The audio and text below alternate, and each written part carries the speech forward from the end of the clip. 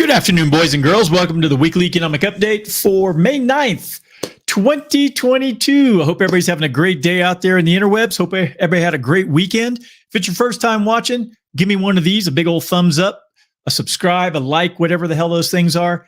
Share it with friends and family, because if you're watching this, and I'm sure you're watching this because you want to know what's going on in the world. You want to keep up with what's going on in the financial world and in the economy. So, or you just like seeing this smiling face.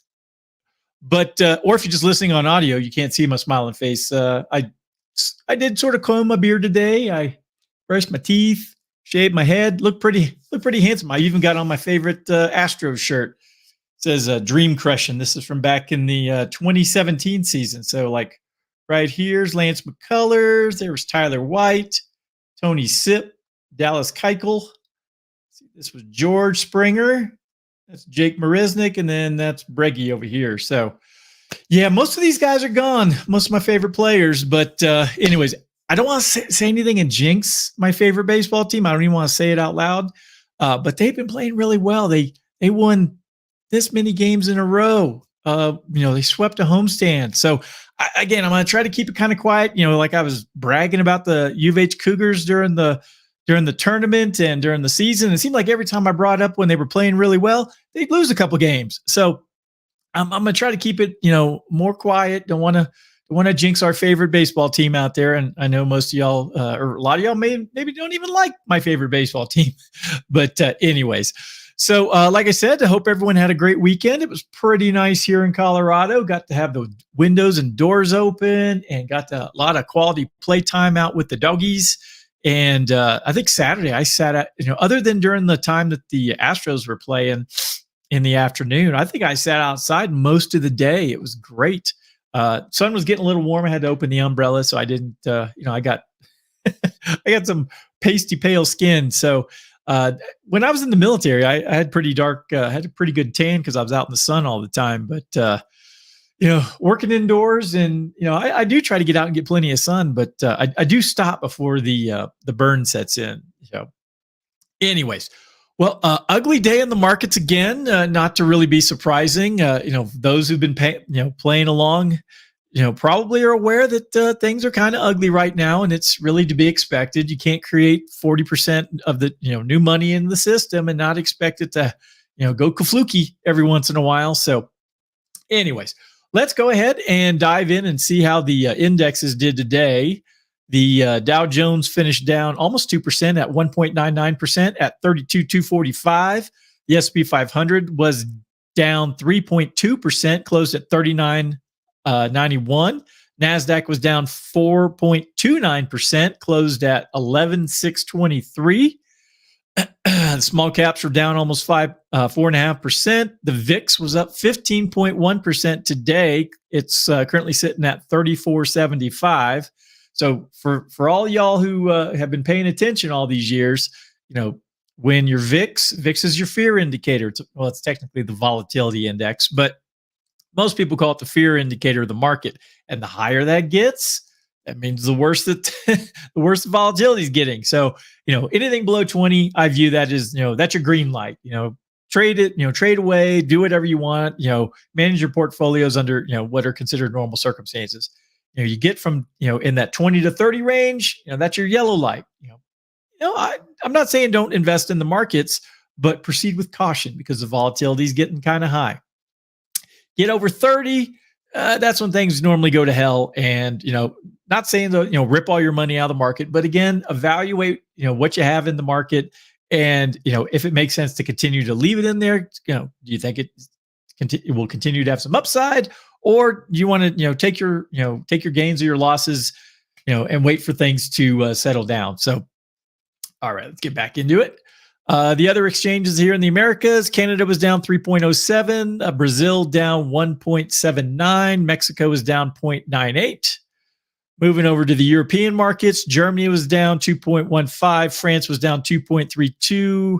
I'm sorry, that was the UK down 2.32. France was down 2.75. The Euro stocks down 2.82. Netherlands down 2.35. Let's see. I'm just going to name these off. From where I was at, from the Netherlands down to Portugal, which includes Switzerland, Italy, and Spain. They're all down about 2 to 2.75%. Belgium down 3.42%. Austria is down 4.55%. Sweden down 2.4%. Denmark down 5.02%. Russian exchange MOEX was down 0.49%. The other Russian exchange RTSI down 2.85%. Hungary down 0.97%. We do have a green here. Turkey was up 0.28%. Israel down 1.27%. Saudi Arabia was flat at down 0.04%. Japan was down at down 2.53%. Australia finished down 1.18%. The New Zealand exchange finished flat or was closed. Well, it actually shows it's open. So the Shanghai over in China was the only up market in the China region. It was up 0.09%, basically flat. The SCSE component down 0.41. The China A50 down 1.23. The DJ Shanghai down 0.06. And the Hang Seng down 3.81. The Taiwan weighted was down 2.19. And the rest of these were down, down, down. The only up I see here is Sri Lanka at up 1.2. So ugly day across the board. I don't really see anything that was a bright spot other than the VIX. It's nice and green.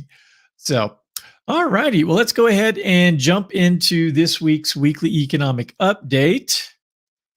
Here we go. All right. Let's shrink that down. All right. The week on Wall Street with the Fed in focus, the markets experienced wide price swings over the course of last week as technology companies led the market lower. The Dow Jones Industrial Average slipped 0.24%, while the S&P 500 declined 0.21%. The NASDAQ was down 1.54%, and internationals fell 1.99%. A wild week. After successive daily gains to begin the week, stocks staged a powerful relief rally in response to Wednesday's FOMC announcement, aided by Fed Chair Powell's comments that a 75 basis point hike was not under active consideration. Well, that's not totally true. Stocks, however, dropped the following day as investors reassessed the implications of a tighter monetary policy. Also on Thursday, the yield of the 10-year Treasury note closed above 3%.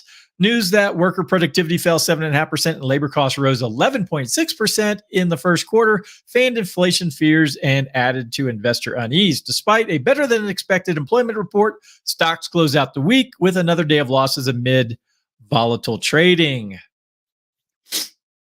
All right, Fed raises rates. The May 2022 FOMC meeting resulted in an increase of 50 basis points in the federal funds rate, the largest rate increase since 2000. In a post-meeting press conference, Fed Chair Powell said additional 50 basis point hikes are likely, acknowledging that inflation was much too high. Really? Thank you for pointing that out, Captain Obvious. And sending assurances that he was committed to price stability. The Fed also announced that it would begin reducing its $9 trillion balance sheet by $95 billion a month, a step the markets had been anticipating. All right. Economic data coming out this week is pretty small. On Wednesday, we have the Consumer Price Index. Thursday is the Producer Price Index and jobless claims. And Friday, we have consumer sentiment. Also got a handful of companies reporting earnings this week. Today on Monday, we have Tyson Foods. Tomorrow on Tuesday, Occidental Corporation and Cisco. Wednesday is Walt Disney and Rivian Automotive. And Thursday is Affirm Holdings. All right. So not all that great. Also this week, for those of you on my mailing list, I'll have the monthly economic update coming out. I'm not going to read through a lot of this top stuff. We cover a lot of this stuff during our daily video calls. So, all right, upbeat earnings. The first section I'm going to cover here. First quarter earnings season got off to a mostly positive start. Of the 55% of these S&P 500 companies reporting earnings so far, 80% have beaten Wall Street analysts' earnings estimates. Companies appear to be navigating accelerating inflation, shaky consumer confidence, higher rates, and supply chain challenges. As far as the sector scorecard, only one sector managed to post a gain. Consumer staples was up 2.31%. The remaining sectors were lower, with losses in energy down 1.69%, real estate down 3.56%, utilities were down 4.3%. Communication services down 14.13%. Consumer discretionary was down 11.96%. Financials down 9.94, healthcare down 4.89, industrials down 7.61, materials down 3.54, and technology was down 11.02. What are investors going to be talking about in May? In May, investors will be adjusting to the most recent Fed decision about short-term rates and looking for clues about what to expect at the next federal FOMC meetings. The two upcoming meetings will be held in fairly quick succession, June 14th and 15th and July 26th and 27th. As far as world markets, global markets trended lower as China's lockdowns and the war in Ukraine continued to weigh on investor sentiment. Major European markets moved lower as investors grappled with an uncertain energy picture. Italy lost 3.07%, Germany was down 2.2%, and France fell 1.89%. Stocks in the Pacific Rim were under pressure. China's Hang Seng lost 4.13%. Korea's COPC index slipped 2.27%, and Australia's ASX 200 lost 0.86%.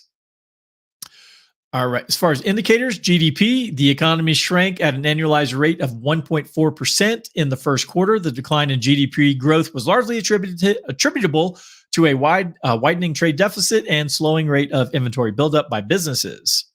Yeah. So the way recessions work is you have 2 consecutive quarters of negative GDP. So we already got one on the books right now. So if we have a negative quarter for Q2, I mean, we'll find that out in sometime in July. Means we're already in recession right now. It's one of those trailing indicators that, unfortunately, it's kind of like having the flu. You don't oftentimes know you have it until you start feeling like dog poop. So keep it clean. It's a Monday. More people watch this than my regular daily videos. Employment. The unemployment rate dipped to 3.6% as employers added 431,000 jobs in March, while January and February estimates were revised higher. This marks the 11th consecutive month the payrolls have increased by more than 400,000. Wage growth, which was 5.1% in February, while strong, remains below the rate of inflation. Because if you were above the rate of inflation, employers would be losing money. I swear. Retail sales rose 0.5% in March, but most of that gain was attributable to an 8.9% jump in sales at gas stations, reflecting a reflection of rising gasoline prices. Industrial production expanded by 0.9%.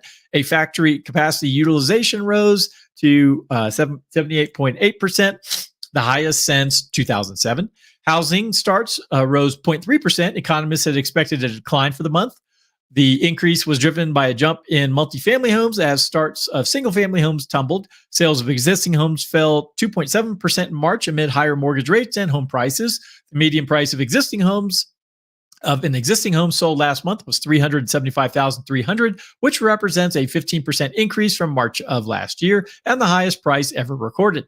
New home sales slowed in March, falling 8.6% from February and 12.6% from March of 2021. Right. I think that's everything I wanted to cover there. And I do have one white paper going out this week. Should you downsize for retirement? I'm not going to read through all this. It's pretty self-explanatory. It's attached if anyone wants to read through it at your leisure. Basically, as you get older and you don't need that 5 or 6 bedroom house that you needed when it was full of kids. Maybe it makes sense to either take some equity out of it, or sell it all together, move to a condo or a facility for old people. Even though I'm an empty nester, this is actually the biggest house I've ever had. But my wife and I both work from home. We have family that comes in from out of town, so we need space for them. Got grandkids on the way, so you're going to have space for them. So, anyways, it's makes sense sometimes to downsize because, as you get older, you don't want to take care of a big house, and, keeping it clean and things like that are more of an annoyance than anything else. So anyways, I'm not going to go through all that, but all right, let's go ahead and read today's stock market recaps. Dow slides as tech energy leads sea of red on Wall Street. Let's go ahead and shrink that down. All right. The Dow slumped Monday as tech and energy led a wave of selling on Wall Street in the wake of growing concerns about an inflation-led slowdown in global growth. Energy fell more than 8% as a stronger dollar and fresh fears over weakening demand from China and Shanghai reportedly intensified COVID-19 lockdown measures. Devon Energy was down more than 10%. Marathon Oil fell more than 13%, and APA fell more than 14%. The recent China lockdowns are expected to slow growth in the world's second largest economy, adding to fears of a significant slowdown in the global economy at a time when central banks are on the road to tightening monetary policy to rein in inflation. The quote, the zero COVID policy in China has throttled household spending and has not left the productive side of the economy unscathed, Morgan Stanley said. Quote, the risk of an extended contraction is plain to see, it added. Tech, meanwhile, struggled to find its footing as investors appear wary of buying the dip, even as Treasury yields took a bit of a breather. Meta, which is Facebook, Google parent Alphabet, Microsoft, and Apple were down more than 2%, while Amazon slid more than 5% today. The selling in Microsoft took its valuation below $2 trillion for the first time since June of 2021. The earnings front didn't offer much to help improve investor sentiment as Planeteer Technologies plunged more than 21% after reporting quarterly results and guidance that fell short of analyst estimates. BioNTech, however, bucked the broader trend lower after its better than expected first quarter results sent the shares more than 2% higher. Uber Technologies fell more than 11% as the ride-hailing company reportedly plans to scale back its hiring and cut its marketing and incentive spending, CNBC reported, citing an email from Chief Executive Dara Khosrowshahi to staff on Sunday. Boy, that's a bad Sunday. Hey, we're going to fire y'all. Adios. Crypto-related stocks, including Coinbase, Marathon Digital, and Riot Blockchain, were down double digits as Bitcoin fell to its lowest level since June, a sign of the negative sentiment on Wall Street. Consumer staples and a defensive corner of the market closed just above the flat line. Quote, consumer staples' defensive characteristics make the sector potentially attractive during market volatility as the economy slows, end quote, Wells Fargo said. The move below 4,000 level in the S&P 500 could pave the way to further pain, though the latest slump in the broader market has pushed it further into oversold levels that may trigger a short-term rebound. Quote, the move Monday is bearish, obviously, and sets up our target range of 3,600 to 4,000 ahead. However, we should note that stocks are now oversold and could easily produce sharp counter-trend rallies in the sessions ahead, said Janie Montgomery Scott in a note. So again, it's going to be bumpy for a while. You know, we might have some dead cat bounces. You know, what a dead cat bounce is essentially, you know, anytime the market is in, you know, some sort of a free fall, you might have a few days where the market goes back up. Hence a dead cat. You know, you drop a dead cat off a 5-story building, it's going to bounce a little bit when it hits the pavement. Not too much, but or it'll just make a big splat. All right, next article here has to do with oil. Oil tumbles about 6% as China COVID lockdowns weigh. It's written by Stephanie Kelly from Reuters. Oil prices sank about 6% on Monday alongside equities as continued coronavirus lockdowns in China. The top oil importer, Fed worries about demand outlook. Brent crude fell $6.45 or 5.7% to settle at 105.94 a barrel. WTI crude fell $6.68 or 6.1% to settle at 103.09 a barrel. Both contracts have gained about 35% so far this year. Global financial markets have been spooked by concerns over interest rate hikes and recession worries as tighter and wider COVID-19 lockdowns in China led to slower export growth in the world's number 2 economy. I was reaching out at a bug. You probably can't see it. It's been flying around in my office all day. That's the problem with leaving the door open when you let the dogs go out my door here and wander around the front yard. Anyways, where was I? Quote, the COVID lockdowns in China are negatively impacting the oil market, which is selling off in conjunction with equities, said Andrew Lipow, president of Lipow Oil Associated in Houston. Crude oil imports by China in the first 4 months of 2022 fell 4.8% from a year ago, but April imports were up nearly 7%. China's Iranian oil imports in April came off peak volumes seen in late 2021 and early 2022 as demand from independent refiners weakened after COVID lockdowns pummeled fuel margins and ongoing growing imports of lower priced Russian oil. Wall Street stock Indexes fell and the dollar hit a 2-decade high, making oil more expensive for holders of other currencies. Saudi Arabia, the world's top oil exporter, lowered crude prices for Asia and Europe for June. In Russia, oil output rose in early May from April and production has stabilized. Deputy Prime Minister Alexander Novak was cited as saying after output fell in April as Western countries imposed sanctions over the Ukraine crisis. So a little bit of a reprieve in oil prices. We'll see if it sticks. If oil goes down below $100 a barrel and, we see a longer term trend, maybe that's a good thing. But until that happens long term, I'm not getting too excited about inflation slowing down. All right, last article I got here. Red hot inflation is cooling off. Here are 3 signs. This comes from Barron's and is written by Jacob Sonnenschein. Let's see if we agree with this person's hypothesis. Good news about inflation is bubbling up even as the Federal Reserve raises interest rates and stocks plunge. Right now, the market is indicating that inflation is expected to average 2.86% a year for the next 10 years, according to data from the St. Louis Fed on so-called 10-year Treasury note break-even rate. That might sound low, given that the Consumer Price Index rose at an annual rate of 8.5% in March. But inflation has long been expected to slow down. The logic is that demand will decline as consumers spend the excess cash they build up. The question is how rapidly annual inflation will decline. The latest data seems favorable in the first place. Inflation expectations measured by the 10-year break-even rate appear to have hit a peak of 2.98% in late April. That was a 19-year high and marked the third time during the pandemic that the rate went into the mid-290s before promptly declining. That reflects that there wasn't much in recent economic data to create expectations that annual inflation would average more than 2.98% over the next 10 years. That too makes sense. After all, the Federal Reserve is adamant about reducing inflation, although they've done a terrible job over the last 2 years. Where was I?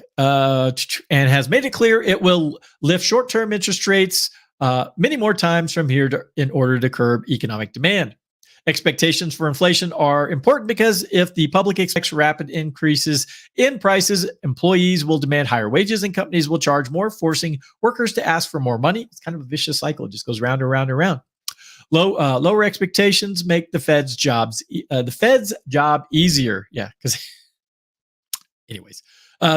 They also matter because they influence how quickly or slowly the Fed raises rates. Slower rate increases are better for economic growth, the S&P 500, and the stock market in general. The second signal is that actual inflation, rather than expected inflation, has probably peaked too. Have we seen that? Have we seen anything that actually says that? Prices across the economy increased rapidly in 2021 versus 2020 levels, with CPI gains of more than 5% in the middle of the year. Because prices were high a year ago and year-over-year increases are likely to moderate. But just because, prices went up, 8, 10% over the last 12 months, just because they don't go up another 8 or 10% from now till next year, it's still there's still a big gap from where things were in, say, 2019 to where they are right now. So to say that unless we see some real price deflation where things, normalize to pre-pandemic levels, life is just going to continue to be more expensive for the long term. Where was I? With CPI. Okay.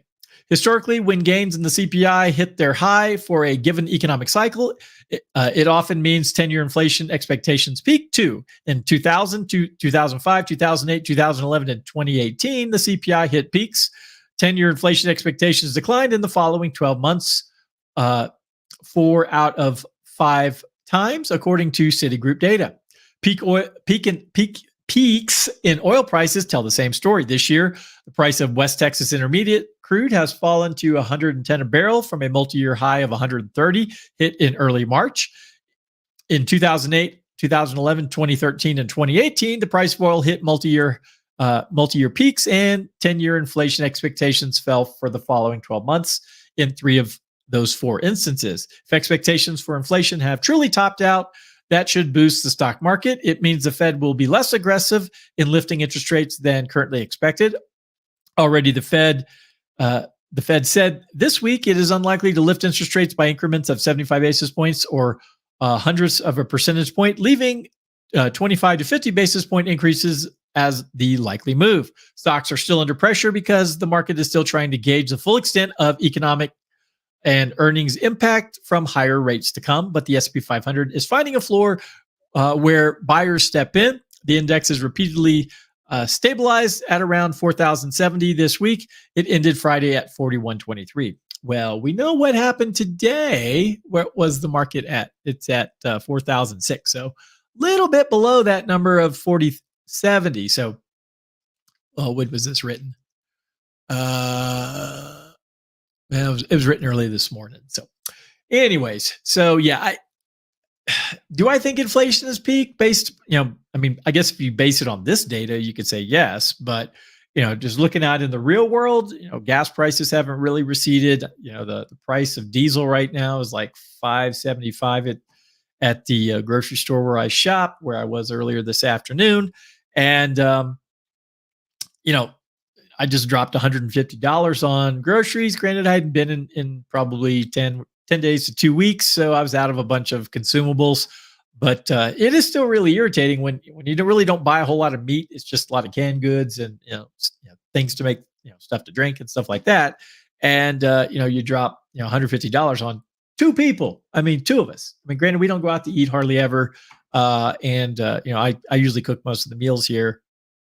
But yeah, it is still aggravating. And if we were in a situation where money was tight, it would suck. I'll admit it. So, anyways, all right. Well, that's everything I had for today. If you need anything from me, please go to dsafinancialgroup.com. All my contact information is there.